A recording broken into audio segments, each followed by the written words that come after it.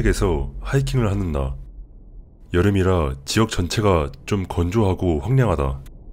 솔트리버 밸리 쪽보다야 훨씬 나았지만 그렇다고 딱히 편안하지도 않다. 아름다운 푸른 초원을 만난다. 애리조나에서 자연적으로 이렇게 푸른 초원은 난생 처음 본다. 꽃들이 잔뜩 피어있다. 내가 식물학자는 아니지만 희한하게도 보통 사막에 피는 노란 꽃뿐만 아니라 파랗고 빨간 꽃들도 피어있다. 경외감에 넋을 잃고 바라본다. 푸른 들판, 시원한 바람, 그리고 향기로운 냄새. 잠시 멈춰 쉬었다 가지 않을 수가 없었다. 나무 아래에 앉았고 놀랍게도 슬슬 잠이 오기 시작한다. 나는 잠들기를 어려워했었고 이것 때문에 평생 고생해 왔었는데 말이다. 게다가 사실 이번 캠핑 여행에서도 내내 제대로 잠을 자지 못했었기 때문에 이게 마치 신의 선물처럼 느껴졌고 그냥 쏟아지는 잠에 몸을 맡기기로 결정한다. 몇 시간 후 일어나 캠프로 돌아간다. 그날 밤은 날씨가 좋았고 좀 전에 낮잠을 잤음에도 불구하고 나는 아가처럼 잠을 잔다. 다음날 일찍 일어나 짐을 싸기 시작한다. 집으로 향한다. 가는 길은 편안했지만 길었다. 그저 라디오만 듣고 있을 뿐. 비현실적으로 느껴지는 시간. 라디오에서 내가 10대 때 좋아했지만 그다지 인기를 얻지 못했던 노래가 흘러나오기 시작한다. 이상야릇한 기분이 나를 강타한다. 멈춰야 할 것 같은 느낌이 들었지만 왜 그런 느낌이 드는지 도무지 알 수가 없다. 기름 게이지는 아직도 꽉 차있고 라디오에선 좋은 노래가 흘러나오고 있으며 배고프지도 목마르지도 졸리지도 않았다. 갑자기 라디오에서 잡음이 들린다. 잡음 뒤로 무슨 목소리가 들려오지만 무슨 말인지 알아들을 수가 없다. 그러나 그 소리는 이 상황이 얼마나 이상한지 내가 깨닫게 하기에는 충분했다. 기름 게이지가 단 한 칸도 내려가지 않았었다. 몇 시간 동안 운전을 했음에도 불구하고 라디오에선 단 한 번도 광고가 나온 적이 없었다. 잡음이 사라졌고 나는 라디오를 만지작거리며 아까 그 소리에 주파수를 맞춰보려고 한다. 모든 방송국이 똑같다. 똑같은 음악만 흘러나올 뿐 버튼을 아무리 눌러도 아무것도 바뀌지 않는다. 소름이 끼친 난 전원 버튼을 눌렀지만 라디오는 꺼지지 않는다. 잡음이 다시 들려오고 이번에 난 잡음 속 목소리가 하는 말을 알아듣는다. 아논, 넌 깨어있지 않아.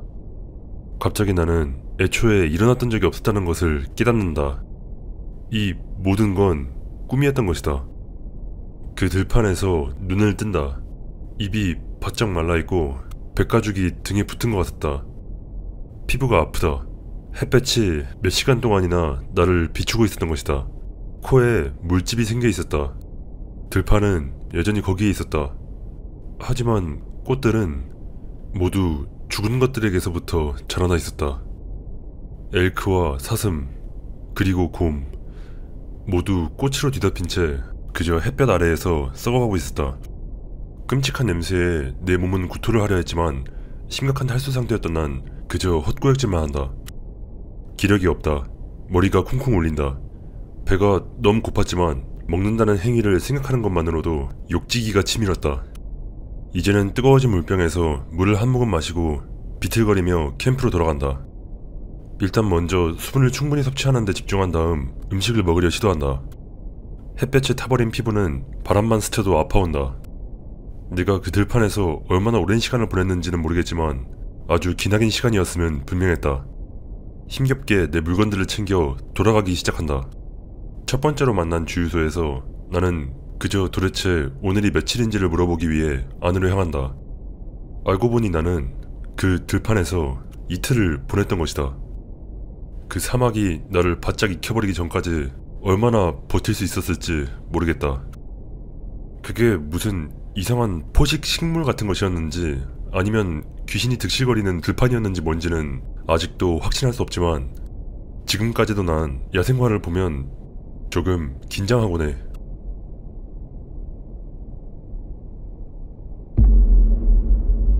일단 내가 뉴멕시코에서 평생을 살았기 때문에 내가 아는 많은 사람들이 스키노커를 봤다고 주장한다는 말로 시작할게.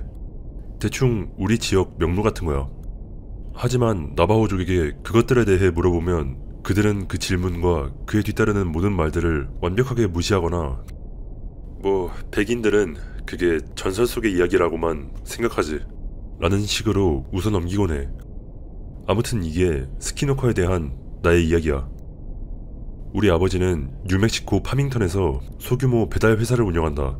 우린 주로 대형 배달 회사에서 팔아주지 않는 아무것도 없는 시골 벽지 한가운데로 향하는 작은 소포들을 배달한다. 우리 아빠가 유일한 직원이며 우린 픽업트럭 2대와 트레일러 하나를 가지고 있었다. 어느 날 우리는 파밍턴에서 약 2시간 떨어진 나바호 보호구역에 있는 애리조나 윈도우록으로 배달 수주를 받는다. 그 일에 대해 전화를 받았을 때 우리 아빠는 나바호족 친구 트래비스 그리고 트래비스의 여자친구와 함께 어울리던 중이었고, 트래비스는 윈도우록에 오랫동안 보지 못한 가족이 있다고 말하며 함께 가자고 제안한다. 당시 난 6, 7살 정도였고 여름이었기 때문에 아빠는 나도 데려가기로 결정했다. 배달은 후딱 끝내버릴 수 있으니 트래비스가 가족을 보는 동안 아빠랑 나는 윈도우록을 보러 가기로 했다.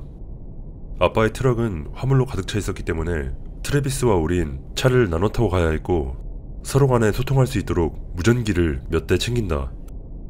우리는 윈도우록에서 시간을 보냈다. 모든 일은 순조롭게 흘러갔고 트래비스와 우리 모두 오래된 고속도로에 올라 집으로 향하기 시작했다. 아빠와 내가 앞서고 트래비스와 여자친구가 탄 트럭이 뒤를 따랐다. 솔직히 윈도우록을 보러 갔던 거는 거의 기억도 안 나지만 이 다음 부분은 절대 잊지 못할 것이다. 우린 윈도우록과 뉴멕시코의 갤럽이라는 도시 사이에 고속도로 어딘가에 있었다. 그날은 일찍이 비가 내렸었고 도로가 약간 미끄러웠기 때문에 우린 꽤 천천히 움직이고 있었다. 고속도로 왼편에는 사암 절벽밖에 없었고 오른편에는 작은 철조망 울타리로 도로와 분리된 넓은 들판이 있었다. 언덕 꼭대기에 올라온 우린 언덕 맨 아랫부분에 아주 커다란 개로 보이는 것이 길 한가운데에서 사암 절벽을 향해 쪼그리고 앉아있는 것을 발견했다. 야 트래비스, 너도 저 집채만한 개 보이냐? 아빠가 무전을 하자 트래비스가 무전으로 소리를 지르기 시작했다. 그건 개가 아니야. 지금 당장 속도를 내서 밀어버려. 그의 목소리는 거의 히스테리컬하게 들릴 정도였다. 트래비스는 그저 계속해서 소리를 질렀다. 쳐버려 제이제. 반드시 쳐야만 해. 제발. 제발. 지금 당장 저 새끼를 차로 밀어버려. 그래서 아빠는 속도를 내기 시작했고 우리가 가까워짐에 따라 나는 그것을 조금 더 선명하게 볼 수 있었다. 그것은 이 갈색의 굵고 엉킨 털로 덮여 있었고 그 털에는 온통 마른 피가 묻어 있었다. 그것은 여전히 절벽을 바라보고 있었지만 우리 차의 헤드라이트가 비추자마자 돌아서서 우리를 바라보았고 그것은 특이한 얼굴을 가지고 있었다. 곰과 사람의 얼굴이 섞여 있었다는 말 외엔 어떻게 그 얼굴을 설명해야 할지 잘 모르겠다. 뒤틀리고 왜곡되어 있고 거의 고통에 차 있는 듯 보였다. 가까이 다가갈수록 그것이 실제로는 엄청나게 크다는 것을 깨닫기 시작했다. 여전히 쪼그리고 앉아있는데도 그것의 어깨는 거의 트럭의 보닛 정도 높이였다. 우리가 그것을 치기 말 그대로 일보 직전 그것은 마치 폐에 물이 찬 사람이 비명을 지르는 듯한 소리를 내지르곤 들판을 향해 뒤로 펄쩍 뛰어올라 철조망 바로 앞에 착지한 후 한 번 더 뛰어오르더니 그것은 시야에서 사라졌다. 트래비스가 다시 무전을 친다. 세상에, 계속 달려. 우린 여기서 나가야 돼. 더 속도를 높여야 돼. 그는 마지막 부분을 계속 반복했다. 우린 여기서 나가야 돼. 더 속도를 높여야 돼. 오래지 않아 우리는 미친듯이 속도를 내게 되었고 갤럽 외곽에 다다르기 시작하자마자 경찰에 붙잡혔다. 트래비스는 우리와 함께 트럭을 세웠다. 당연히 이것은 나바호족이었던 경찰을 매우 긴장하게 만들었고 신경이 잔뜩 곤두선 경찰은 즉시 트래비스에게 왜 차를 세웠는지 물었다. 트래비스가 말했다. 방금 몇 마일 전에 스키노커를 봤는데 내내 우리를 따라오고 있어요. 그 즉시 경찰의 얼굴이 하얗게 질렸고 대충 구두 경고 비슷한 걸 무어라 떠듬거린 다음 차에 올라타 달아났다.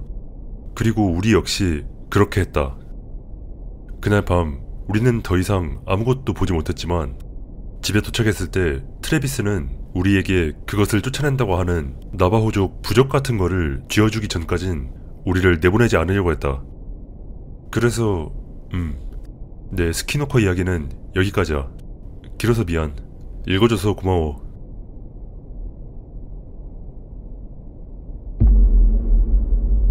이게 막 그렇게까지 소름 끼치는 이야기는 아닐지 몰라도 여전히 이 일에 대한 기억은 날 무섭게 만들어.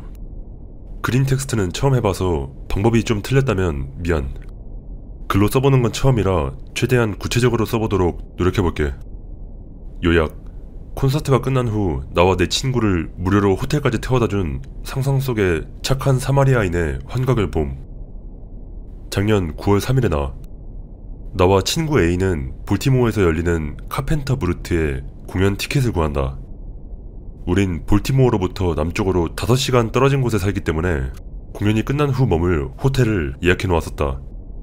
월급쟁이들이라 우리의 예산에 맞는 유일한 호텔은 도심에 있는 행사장에서 약 40분 거리에 있었다. 여기까지가 이야기의 배경이야. 우리는 무사히 호텔까지 도착했어. 호텔에 도착해서 한두 시간 정도 잠을 잔 다음 시내로 가기로 했지. 친구 A는 5시간 동안 운전해 왔는데 또 운전하고 싶지 않아 했기에 우린 도심까지 우버를 타고 가기로 결정한다. 도심까지 무사히 도착해서 맛있는 피자를 먹은 후 공연을 보기 위해 줄을 선다. 입장은 1시간쯤 후에 시작할 예정이라 우리가 첫 번째 줄이었다. 줄이 길어지면서 점점 그럴듯한 옷을 입은 사람들이 모이는 것을 알아챈다. 검은색 청바지, 가죽 재킷, 그리고 부츠가 잔뜩. 우리 뒤에서 줄을 서고 있던 남자와 대화를 시작한다. 공연, 음악, 그리고 이 사람은 이 지역 주민이라 볼티모어에 대해서도 자신을 윌이라고 소개한다. 대략 20대 중반 정도로 보인다. 검은색 가죽 재킷, 검은색 가죽 바지, 장갑, 페이스 페인트. 엄청 좋은 친구였다. 나는 보통 꽤 내성적이지만 우린 1시간 동안 여러가지 주제로 수다를 떤다. 아마 그 사람이 나보다 거의 30cm는 작아서 더 편안하게 느꼈던 건지도 모르겠다. 그 사이 친구 A는 내내 핸드폰이나 만지작거리고 있었는데 그냥 아까 운전을 너무 오래 해서 피곤한 거라고 말한다. 마침내 문이 열리고 인파가 안으로 쏟아져 들어간다. 나와 A는 굿즈 판매대 쪽으로, 윌은 무대 쪽으로 향해서 우리는 떨어지게 된다. 공연 내내 밀과 다시 만나는 일은 없었다. 장장 2시간 동안 프렌치 하드코어 신스웨이브에 맨정신으로 모싱을 한 후 공연이 끝난다. 나와 A는 땀에 젖어 공연장을 나섰고 지금은 저녁 무렵이다. 우리 둘 다 피곤했고 딱히 가고 싶은 곳도 없었기에 다시 우버를 불러보기로 한다. A의 휴대폰이 말썽이었다. 앱을 사용할 때마다 계속 연결 오류, 결제 오류가 뜬다. 내 핸드폰으로도 시도해봤지만 이쪽도 마찬가지였다. 아이 조졌네. 다 GIF. 아마도 트래픽이 몰려서 앱이 과부하가 걸린 거라고 생각한 우린 길을 따라 몇 블록을 걸어가서 다시 시도하기로 결정한다. 20분 정도 걸어간 뒤 시도한다. 오류. 20분 더 걸어간다. 오류. 주변을 둘러본 우린 우리가 부유하고 밝은 쪽의 볼티모어 도심을 벗어나 이제 진짜 볼티모어 도심에 들어섰다는 것을 깨닫는다. 좆가라 하고 그냥 공연장 쪽으로 돌아가기로 한다. 스태프가 택시 잡는데 도와줄 수 있지 않을까 생각하며 약 5분 정도 걷다 반대 방향에서 머리부터 발끝까지 검은 옷을 입은 사람이 우리에게 다가오는 것을 본다. 키가 작은 남자. 그 사람이 아까 공연장에서 만난 윌이라는 걸 알아차린다. 나는 그에게 우리의 사정을 설명한다. 이상하게 보인다는 건 알지만 우리 핸드폰이 작동하지 않아서 그런데 대신 우버 좀 불러주라. 돈 보내줄게. 그 사람이 동의한다. 자기 핸드폰으로 앱을 킨 그가 우리 호텔까지 가는데 $60 정도 든다는 것을 보고 말한다. 아냐, 이 돈 주고 가긴 너무 아깝다. 저기 주차장에 내 차가 있는데 그 호텔도 어차피 가는 길이라 내가 태워줄게. 약간 소름 끼치기 시작한 나와 A는 서로를 바라본다. 그러나 윌은 괜찮은 사람인 것 같았고 다른 선택의 여지가 없었기 때문에 우린 그의 제안에 응한다. 난생 처음 보는 남자를 따라 난생 처음 보는 세상에서 제일 수상쩍게 생긴 주차장으로 차를 타러 가는 우리. 나랑 내 친구 둘 다 이 지역을 몰랐기에 가는 내내 서로 겁에 질린 문자를 주고받는다. 심지어 나는 만약을 대비해 내 위치까지 엄마와 공유했다. 하지만 결국 우리는 호텔로 돌아왔고 윌은 복잡한 시내를 피해 뒷길을 탔던 거라고 설명한다. 나는 그에게 $20 지폐를 주려고 했지만 그는 한사코 거부하며 괜찮다고 말한다. 우린 호텔 안으로 향한다. 약간 소름 돋긴 했지만 무사히 도착했음을 기뻐하며 쓰러져 잔다. 여기서부터 일이 약간 이상해진다. 다음날 아침 호텔에서 깨어난다. A에게 말한다. 야, 어제 진짜 수상하지 않았어? 뭔 말하는 거야? 그 왜 어젯밤 윌이라는 사람 차를 탄 거 말이야. 친구는 전응하라도 본 듯한 표정을 지으며 도대체 무슨 소리 하는 거냐고 되묻는다. 그러면서 나에게 어젯밤에 윌이라는 사람은 만난 적이 없다고 말한다. 내가 줄에 있던 누군가와 대화하는 건 봤지만 그건 평범한 남자와 나눈 몇 마디 대화일 뿐이었고 나는 그 사람의 이름을 묻지 않았었다며. 난 A에게 어젯밤 호텔로 어떻게 돌아왔는지를 물어본다.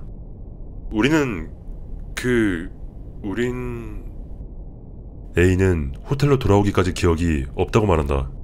그냥 자기가 피곤해서 그런 거고 내가 우버 같은 거라도 불렀겠지 생각하는 듯 했다.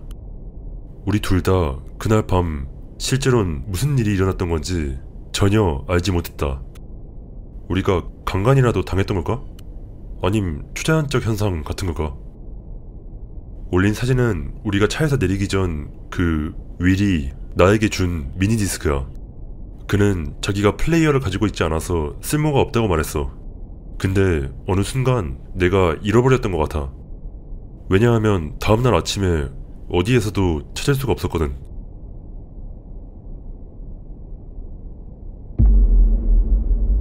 스레드가 좀 굴러가도록 내 오리지널 이야기도 공유해보도록 할게. 내 얘기는 아니지만 나는 엔잡을 뛰고 있고 그중 하나가 식당 일인데 거기서 난 50살 먹은 중국인 여자와 일하고 있어. 나랑 그녀 딱 둘이서만. 어느 날 그녀가 나에게 이 이야기를 들려주었지. 일단 그녀를 레이첼이라고 부를게.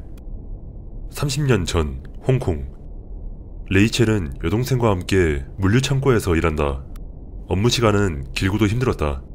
여동생의 남편 다니엘은 화이트 칼라 직업을 가지고 있었다. 그 역시 늦게까지 일을 했다. 그 셋은 같이 살았지만 직장 때문에 함께 시간을 보낼 기회가 거의 없었다. 하지만 어느 날 레이첼은 일찍 퇴근하고 집에 돌아오게 된다. 여동생은 아직 창고에 있고 다니엘은 사무실에 있을 시간이었다.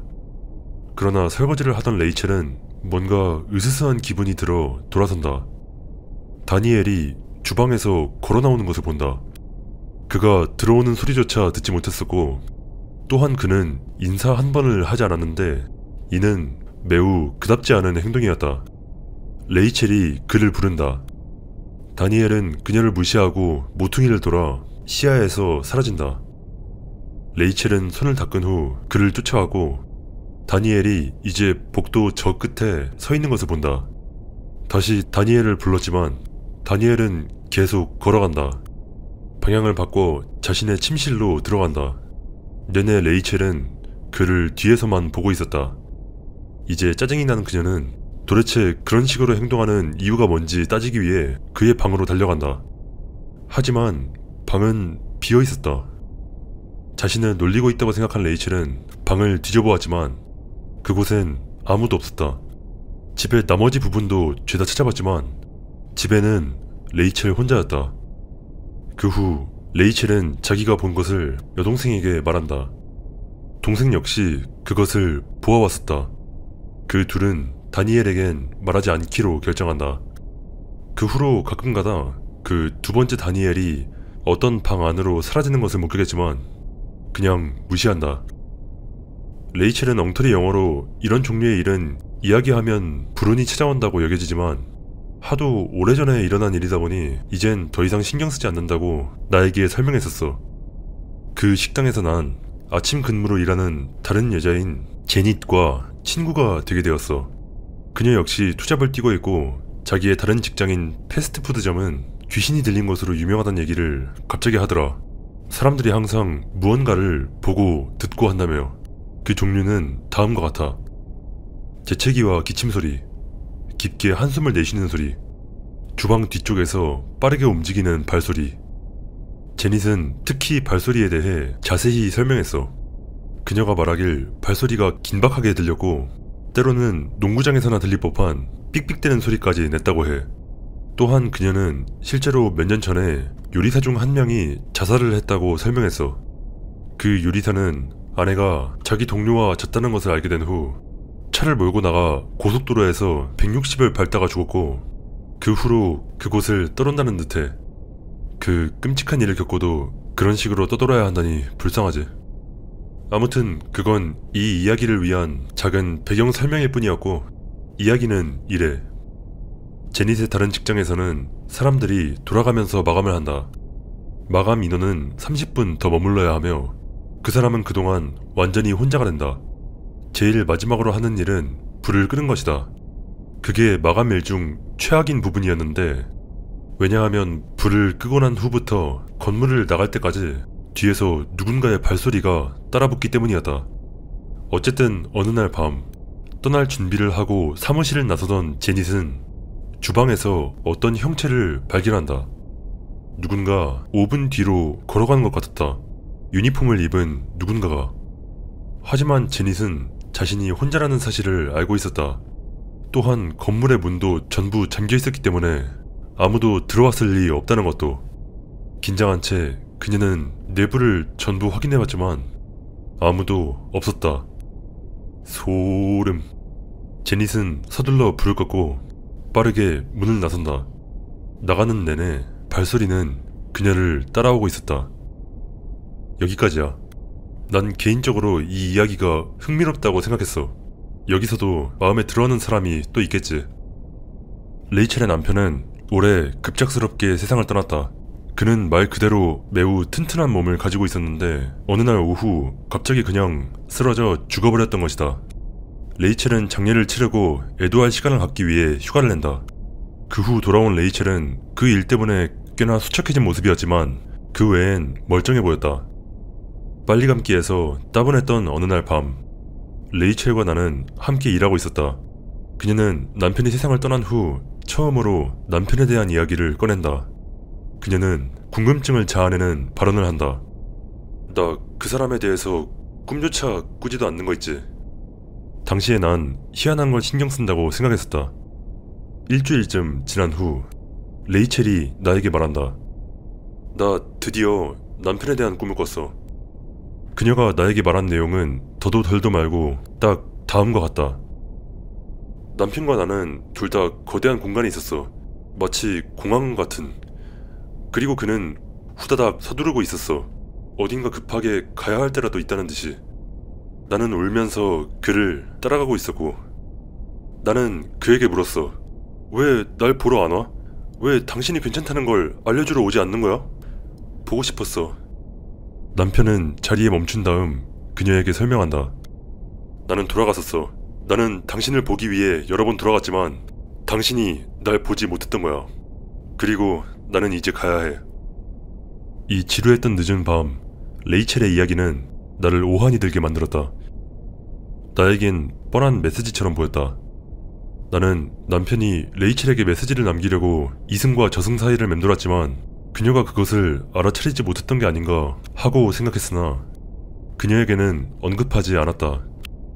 몇 달이 지난 후 이제 이건 어제의 이야기다. 직장 크리스마스 점심 회식을 막 끝낸 후 모두가 돌아다니며 수다를 떨고 있었다. 나는 동료 중 한 명인 케이트와 이야기한다. 그녀는 아침에 일하기 때문에 자주 볼 수는 없었지만 우린 사이가 좋았고 얼마 동안 서로 보지 못했기 때문에 한창 수다를 떨고 있었다. 나보다 나이가 많았던 케이트는 재치있고 엄청나게 솔직한 사람이었다. 어쩌다 보니 레이첼의 남편에 대한 주제가 나왔고 케이트는 죽은 남편의 영혼이 레이첼을 따라다닌다 믿는다고 말한다.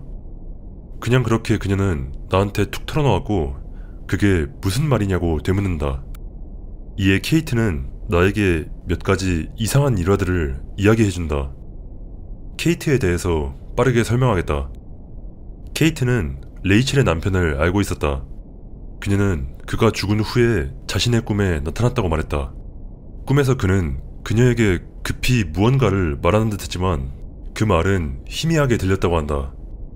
케이트는 그 남자가 세상을 떠난 지 약 한 달 후에 그 꿈을 꿨다고 말했다. 즉 레이첼의 꿈보다 몇 주 전일 것이다. 그 이야기에 이어 케이트는 이와 관련된 별개의 섬찟한 경험에 대해서 이야기해준다. 어느 날 이른 아침, 케이트는 그날 필요한 것들을 준비하기 위해 가게에 들어왔다고 한다. 가게엔 케이트와 또 다른 나이 많은 여자 헬렌, 단 두 분이었다. 케이트와 헬렌이 조용히 일하고 있자 뜬금없이 레이첼이 나타났다. 레이첼은 그날 아침 가족 모임이 있다면서 거기 가져갈 샌드위치를 준비하기 시작했다. 샌드위치 준비가 끝난 레이첼은 케이트에게 자신이 나가면 문을 좀 잠궈달라고 부탁했다. 그리고 이 부분이 중요한데 아직 오픈까지는 1시간도 더 남았기 때문에 케이트는 문을 단단히 걸어 잠근다. 매장의 정문은 4개의 잠금 장치를 가지고 있었다. 상단 문틀, 하단 문턱, 그리고 일반 문 잠금 장치 2개. 케이트가 막 문을 완전히 잠그고 주방으로 돌아간 찰나 그녀는 일련의 탁 하는 소리에 이어 쿵 하는 소리가 나는 걸 듣는다. 주방에서 달려나간 케이트는 겁에 질린 헬렌과 만난다. 그 노부인의 얼굴은 종이장처럼 새하얗게 질려 있었다. 그리고 문이 2개 다 활짝 열려 있었다. 케이트는 헬렌에게 무슨 일이 있었는지 묻는다. 헬렌도 몰랐다. 그녀는 화장실에서 돌아오던 중 문 잠금 장치가 풀리는 듯한 소리가 들렸고 그 다음 문이 활짝 열렸다고 말했다. 케이트는 거기에 더해 나에게 이 말을 한다. 헬렌과 함께 출입구에 서서 레이첼의 차가 길을 따라 사라지는 것을 지켜보았고 섬찟한 기분이 들었다고. 그때 자신의 꿈을 기억해냈던 케이트는 레이첼이 가게를 나설 때 레이첼의 남편이 그녀를 쫓아갔던 거라고 확신하게 되었다.